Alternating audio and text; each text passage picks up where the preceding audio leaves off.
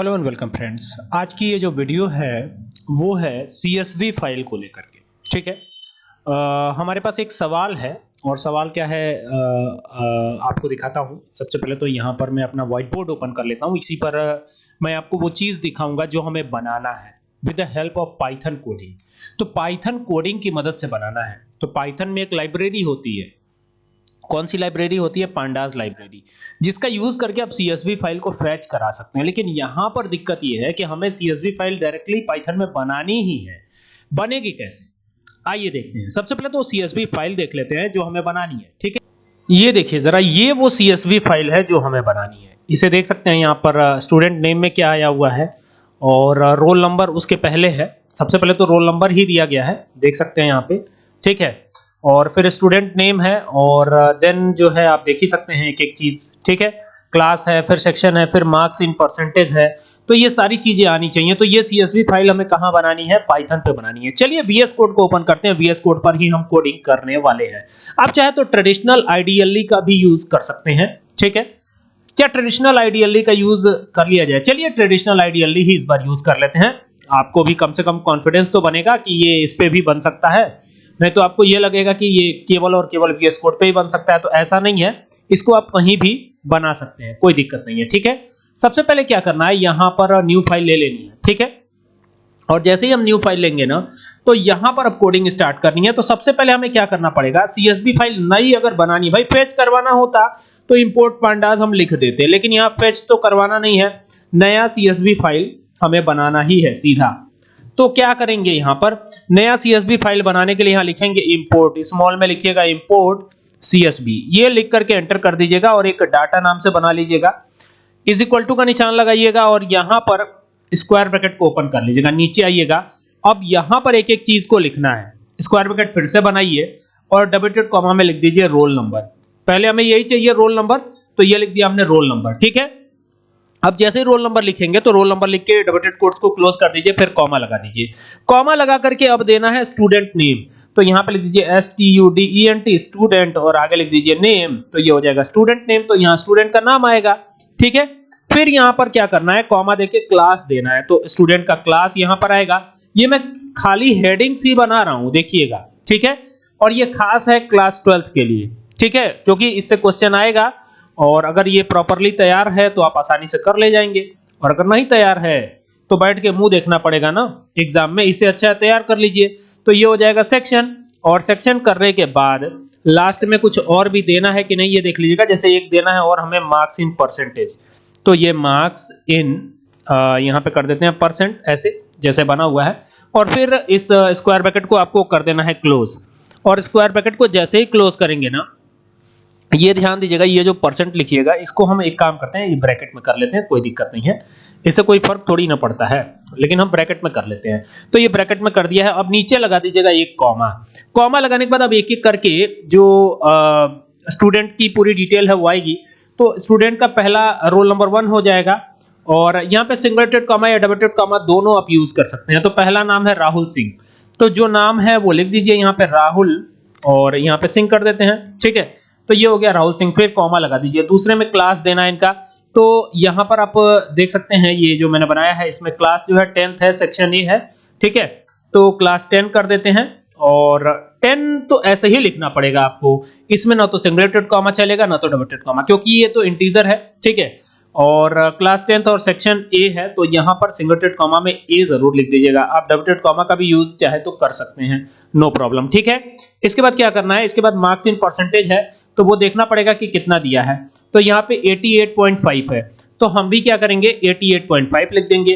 तो 88.5 ये तो नंबर ही है, कौन सा नंबर है, फ्लोट नंबर है, तो हम भी जैसे है वैसे ही हम लिख देंगे। ठीक है, और इसको क्लोज कर देंगे, फिर कॉमा लगाएंगे और इसी को कॉपी कर लेते हैं। कितना हमें देना है, जितना भी देना है इसको कॉपी करके पेस्ट कर देना है खाली। यहाँ पे आइए पेस्ट करिए। ठीक है, और ये ध्यान रखिएगा कि ये एकदम सीक्वेंस में होना चाहिए। ठीक है, अब यहाँ रोल नंबर चेंज हो जाएगा और स्टूडेंट का नेम चेंज हो जाएगा। तो देखिए स्टूडेंट का नाम है पूजा शर्मा, 10th है, सेक्शन ए है, तो यहाँ लिख देते हैं पूजा शर्मा। जो नाम यहाँ पे दिया गया वही नाम आपको यहाँ पे दे देना है। तो यहाँ लिखिए पूजा शर्मा, SHARMA, ये हो गया। और फिर यहाँ पे 10th रहेगा, सेक्शन ए ही है, एक बार चेक कर लीजिए ए ही है और 92.3% है, तो यहाँ पे 92.3 कर देंगे तो ये हो जाएगा 92.3, ठीक है। और फिर एंटर करके नीचे आइए, कंट्रोल वी कर दीजिए, ये पेस्ट हो जाएगा और फिर यहाँ तीसरा लिख लीजिए। तो जो भी बनाना है ना सीएसवी फाइल इस तरीके से बड़े ही आसानी से बन जाएगी आपकी, ठीक है। ये बन गया थर्ड। और थर्ड में क्या है, तो थर्ड में अमित वर्मा है, नाइन्थ है, बी सेक्शन है, तो अमित वर्मा यहाँ पे कर देते हैं। खाली नाम आपको चेंज करना है, यहाँ पे लिख दीजिए अमित वर्मा और यही सेम आपको लिख देना है कहाँ पर, अपने एग्जाम में आएगा तो ऐसे ही लिख देना है। एग्जाम में लिखना तो और आसान है, कोई दिक्कत ही नहीं है वहां पर थोड़ी बहुत दिक्कत होगी तो एग्जामिनर को पता थोड़ी नहीं लगेगा कि इंटेंडिंग एरर आ रहा है कि क्या हो रहा है, वहां तो और आसान है। नाइन्थ करिएगा और सेक्शन बी है, तो ये यहाँ पे कर देते हैं 9, ये हो गया 9 और हो जाएगा सेक्शन क्या, बी, तो यहाँ ए के बजाय अब बी कर देंगे। और यहाँ पे देखिए परसेंटेज क्या दिया गया है इनका वो देखना जरूरी है, तो यहाँ पे बी में 76.8 है अमित वर्मा का, तो यहाँ 76.8 कर देंगे तो यहाँ पे 76.8 हो जाएगा, ये हो गया। और भी देना है तो एक और रह गया है वो भी कर लेते हैं हम, तो कंट्रोल भी कर देते हैं, यहाँ पर एक और आ जाएगा। इस बार क्या होगा, इस बार जो है रोल नंबर रहेगा 4, ठीक है, ये 4 हो गया।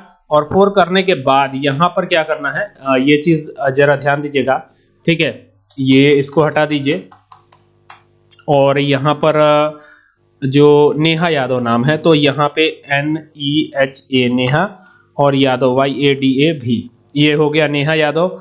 और नेहा यादव करने के बाद यहाँ पर 8 है और सी सेक्शन है 81.7 है, ये हो जाएगा क्लास 8, सी सेक्शन है और 81.8 कर देंगे तो ये हो जाएगा 81.8, ठीक है, तो ये हो गया 81.8 हो जाएगा।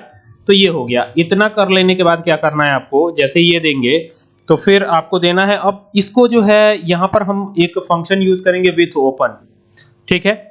तो ये कॉमा अब हटा देंगे क्योंकि ये लास्ट था हमारा, कॉमा हटा करके और ये जो ऊपर वाला ब्रैकेट ओपन हुआ था उसको क्लोज करेंगे और क्लोज करके क्या करेंगे, एंटर करेंगे, एंटर करके और फिर यहाँ पर विथ ओपन का यूज करना है। आप चाहे तो ओपन का भी यूज कर सकते हैं, मैं यहाँ पर विथ ओपन का यूज करूंगा, ठीक है।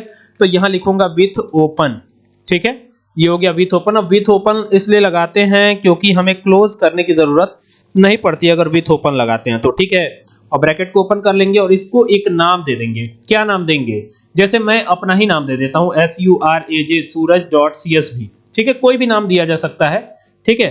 तो ये हो गया suraj.csv और ये दे करके क्या करना है आपको, मोड फिर देना है, तो कॉमा लगा के फिर मोड दीजिएगा। तो इसका मोड मैं रखने वाला हूं इज इक्वल टू, क्या रखूंगा, मोड रखूंगा मैं डबल कॉमा में W मोड रखूंगा, यानी राइट मोड रखूंगा, ठीक है। W माने क्या हो गया, राइट। और यहाँ पे लिख देंगे new line is equal to, क्या लिखेंगे न्यू लाइन में, new line is equal to हम लिखेंगे यहाँ पर सबसे पहले क्या करेंगे, डबल टिट कॉमा ओपन करेंगे फिर क्लोज कर देंगे, यही हो गया। और ये करने के बाद ब्रैकेट को क्लोज कर देंगे और इसको एक नाम दे देंगे एज फाइल, कुछ भी दे सकते हैं, हमने एज फाइल ही दे दिया है। और ये भी आपको ध्यान रखना है कि यहाँ पर ये डबल टिट कॉमा ओपन हुआ है तो डबल टिट कॉमा ही क्लोज भी होगा, नहीं तो आपका एरर आ जाएगा। तो ये सब चीजें ध्यान रखिएगा और एंटर कर दीजिएगा, ठीक है। एंटर करने के बाद क्या करना है आपको, यहाँ पे लगाना है राइटर इज इक्वल